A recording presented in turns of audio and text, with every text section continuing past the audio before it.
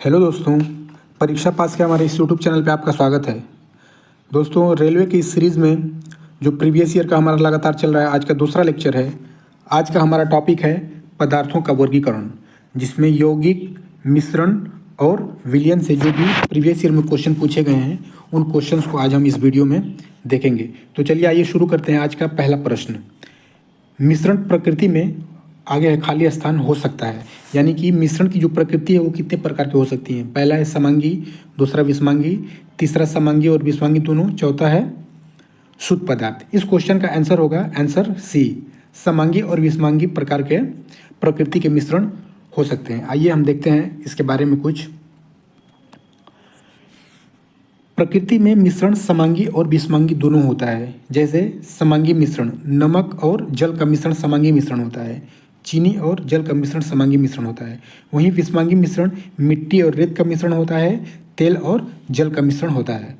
दोस्तों, इसका जो भी मिश्रण और सॉल्यूशन और विलयन के बारे में अगर आप कॉन्सेप्ट पढ़ना चाहते हैं तो इसी चैनल पे हम वीडियो अपलोड किए हैं, वो हमारे डिस्क्रिप्शन बॉक्स में जाइए और प्लेलिस्ट है, प्लेलिस्ट में पढ़िए, उसके बाद हमारे इन क्वेश्चंस को अटेम्प्ट कीजिए।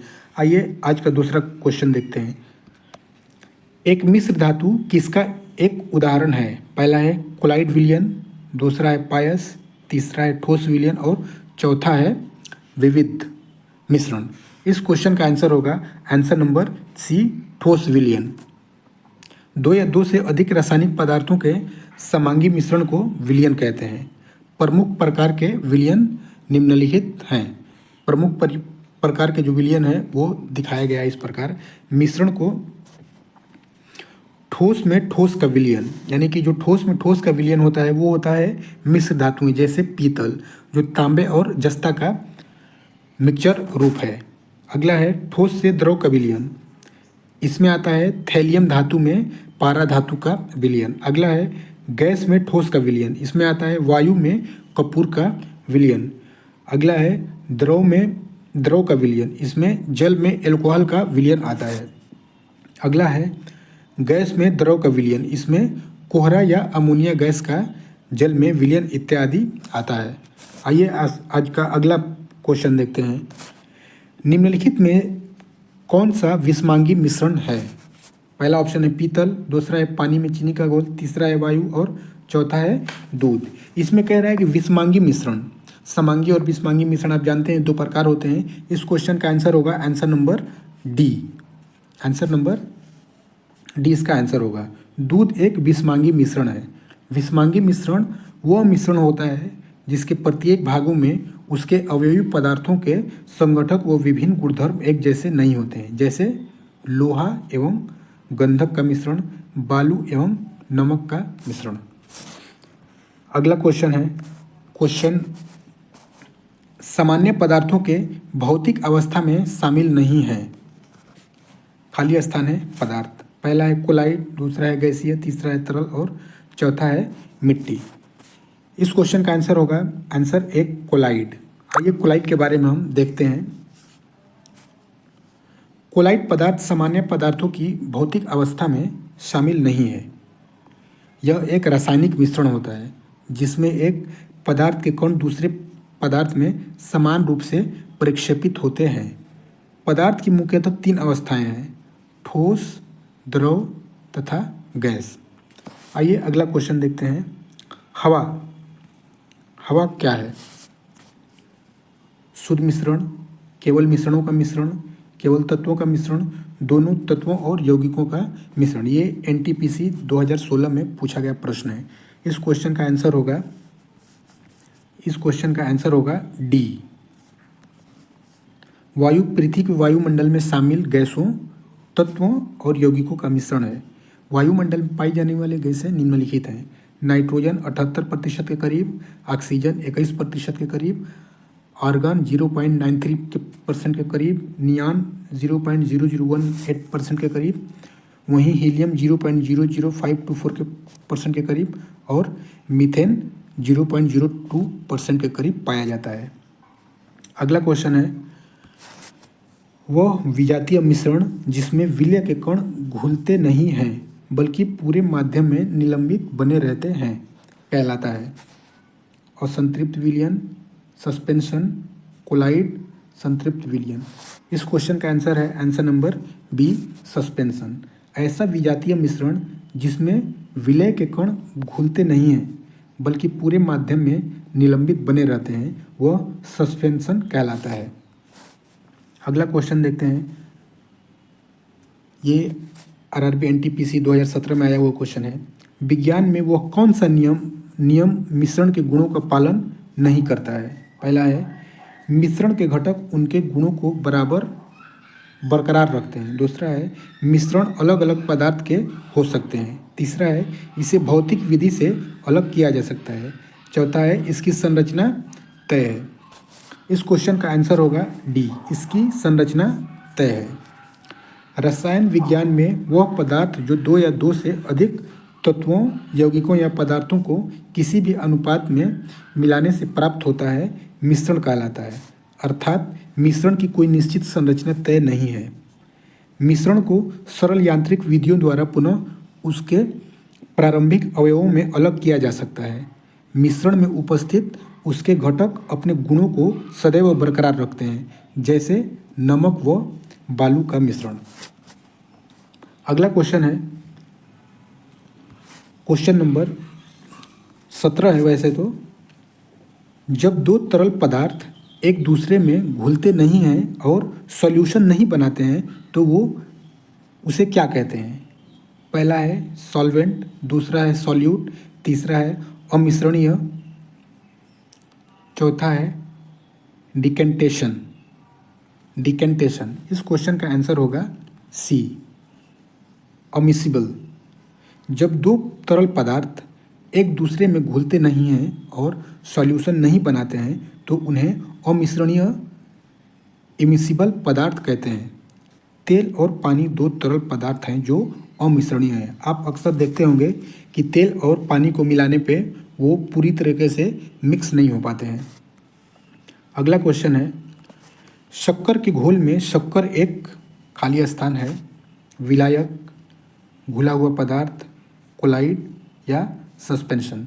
आप जानते हैं कि विलयन दो चीज़ों से मिलकर बना है, एक होता है विल्य और एक होता है विलायक। हम विल्य जानते हैं, जो पदार्थ घुल जाता है उसे हम विल्य कहते हैं और वो पदार्थ किसमें घुलता है उसको हम विलायक कहते हैं। तो शक्कर के घोल में शक्कर एक क्या है? शक्कर एक घुला हुआ पदार्थ है। इस क्वेश्चन का आंसर होगा बी। शक्कर एक घुला हुआ पदार्थ है। आइए कुछ शक्कर के बारे में देखते हैं। दो या दो से अधिक पदार्थों, ठोस, द्रव, गैस का समांगी मिश्रण विलयन कहलाता है। इसके साधारणतः मुख्यतः अवयव जो मात्रा में अधिक होते हैं विलायक तथा जो कम मात्रा में होते हैं उन्हें विलय यानी घुला हुआ पदार्थ कहते हैं। जल एक अच्छा विलायक है जिसको हम सर्वविलायक कहते हैं क्योंकि इसमें विभिन्न प्रकार के पदार्थ घुल जाते हैं। इसी कारण जल को सार्वत्रिक विलायक कहा जाता है। शक्कर के घोल में शक्कर एक घुला हुआ पदार्थ विलय है क्योंकि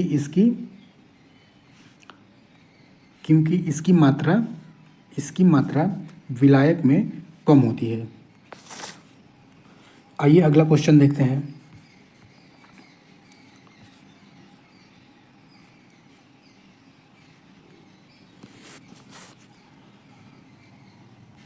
अगला क्वेश्चन है खाली स्थान है, फिर है एक यौगिक नहीं है, यानी कि निम्नलिखित में से कौन सा यौगिक नहीं है? पहला ऑप्शन है लेड, दूसरा है चॉक, तीसरा है हाइड्रोजन सल्फाइड और चौथा है सल्फर डाइऑक्साइड। इस क्वेश्चन का आंसर होगा ऑप्शन नंबर 1, लेड यौगिक नहीं है। आइए इसके बारे में हम कुछ जानकारी लेते हैं। दो या दो से अधिक तत्व जब एक निश्चित अनुपात में रासायनिक बंध द्वारा जुड़कर जो पदार्थ बनाते हैं उसे रासायनिक यौगिक कहते हैं। जैसे chalk, hydrogen sulphide, sulphur dioxide. Lead एक तत्व है जो कि धातु है। अगला क्वेश्चन देखते हैं।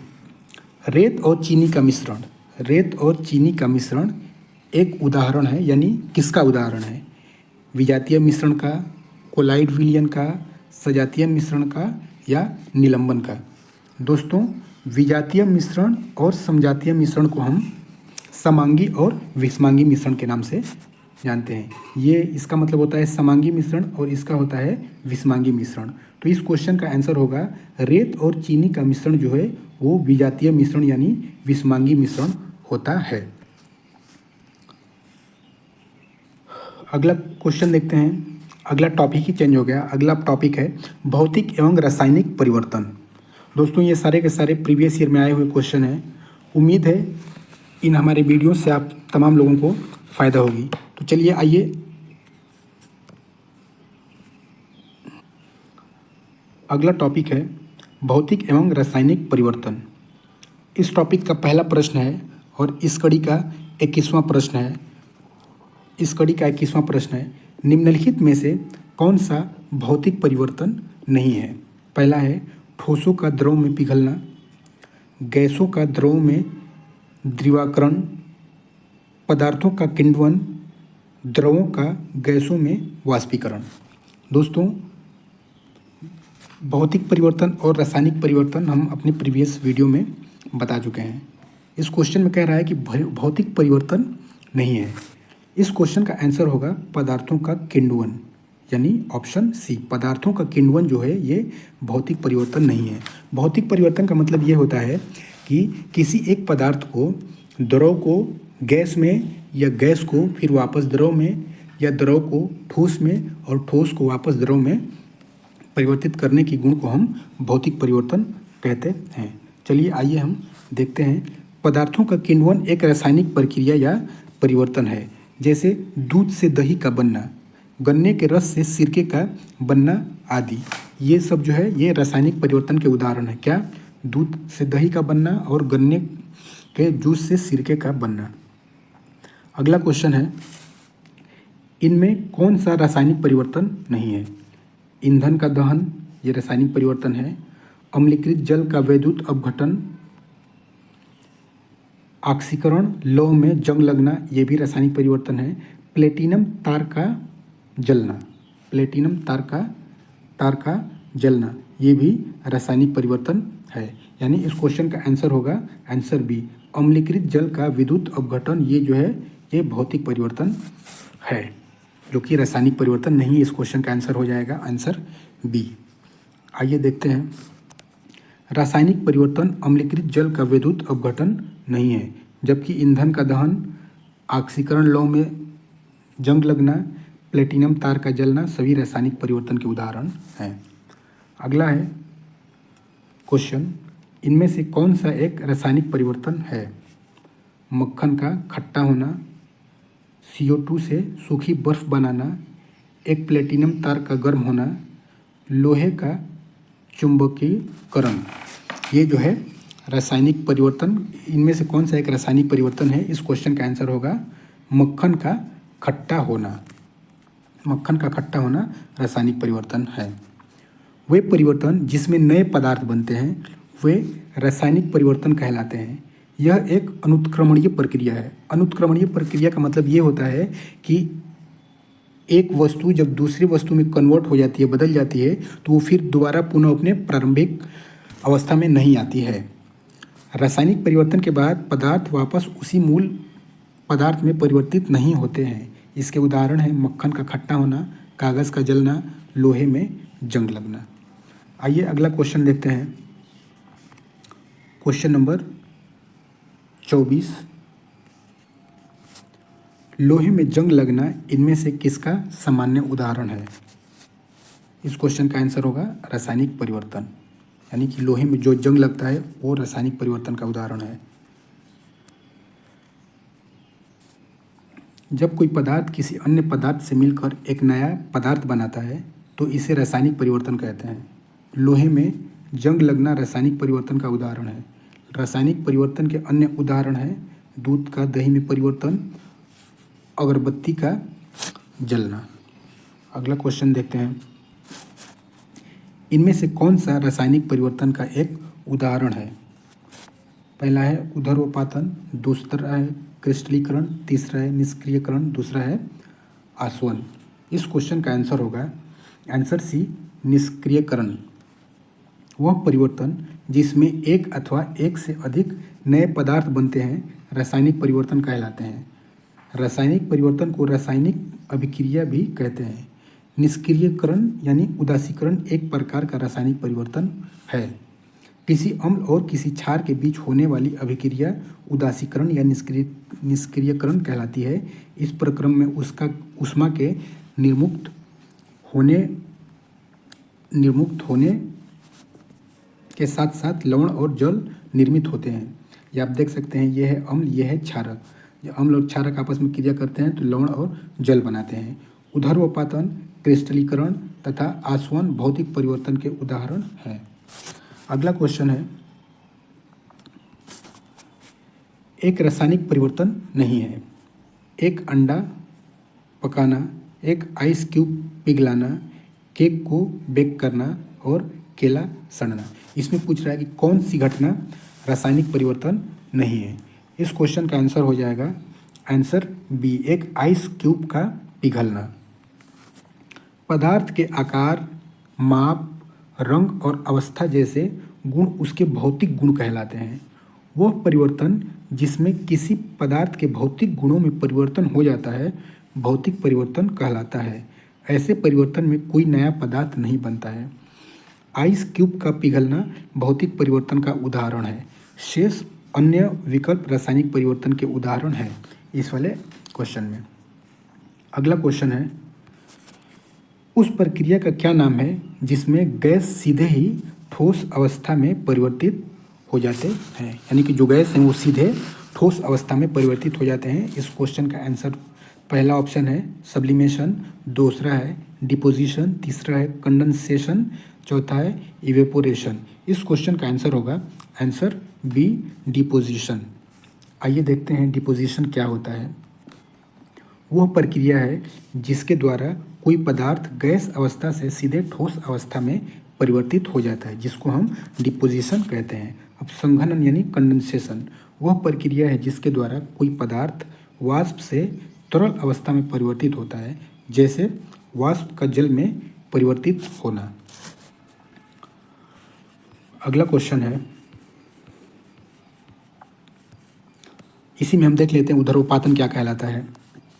ऊर्ध्वपातन यानी सब्लिमेशन, वह प्रक्रिया जिसके द्वारा कोई पदार्थ ठोस अवस्था से सीधे गैस अवस्था में परिवर्तित हो जाता है, जैसे कपूर का जलना ऊर्ध्वपातन का उदाहरण है। अगला है वाष्पीकरण, वह प्रक्रिया जिसमें कोई पदार्थ तरल द्रव अवस्था से वाष्प गैस अवस्था में परिवर्तित होता है। अगला क्वेश्चन है, निम्नलिखित में से कौन सा अवलोकन हमें यह निर्धारित करने में मदद करता है कि रासायनिक अभिक्रिया हुई है या नहीं। पहला है अवस्था में परिवर्तन, दूसरा है गैस का उत्सर्जन, तीसरा है रंग बदलना और चौथा है ये सभी। इस क्वेश्चन का आंसर होगा आंसर डी, अवस्था में परिवर्तन, गैस का उत्सर्जन, रंग बदलना तथा तापमान में परिवर्तन जैसे प्रेक्षण रासायनिक अभिक्रिया हुई है या नहीं इसके निर्धारण में मदद करते हैं। क्योंकि रासायनिक अभिक्रिया में दो या दो से अधिक पदार्थ या तत्व एक दूसरे के संपर्क में आते हैं और उनमें परमाणुओं का पुनर्व्यवस्थापन होता है तथा इस प्रकार नए पदार्थ या यौगिक प्राप्त होते हैं, जैसे दूध से दही का बनना। अगला क्वेश्चन है, निम्नलिखित में से कौन सा एक भौतिक परिवर्तन है। ये सारे के सारे प्रीवियस ईयर के क्वेश्चन हैं। पानी का बर्फ में परिवर्तन, मानव में श्वसन, मानव में पाचन, दूध से दही का बनना। इस क्वेश्चन का आंसर होगा ऑप्शन ए, पानी का बर्फ में परिवर्तन ये भौतिक परिवर्तन का उदाहरण है। आइए देखते हैं, किसी पदार्थ में होने वाला ऐसा परिवर्तन जिसमें पदार्थ के रासायनिक गुण तो समान बने रहते हैं लेकिन पदार्थ के भौतिक गुण परिवर्तित हो जाते हैं, भौतिक परिवर्तन कहलाता है। जैसे पानी का बर्फ में परिवर्तन, शक्कर का पानी में घुलना, कांच का टूटना। पदार्थ में होने वाला वह परिवर्तन है जिसमें कोई नया पदार्थ बनता है जो मूल पदार्थ के रासायनिक और भौतिक गुणों से पूर्णतः भिन्न होता है, रासायनिक परिवर्तन कहलाता है।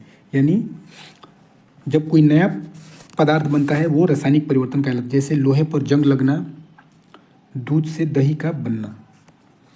अगला क्वेश्चन है,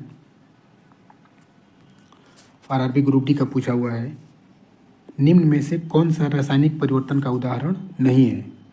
शरीर में भोजन का पाचन, दूध का दही बनना, जल का जलवाष्प में परिवर्तन, लोहे में जंग लगना।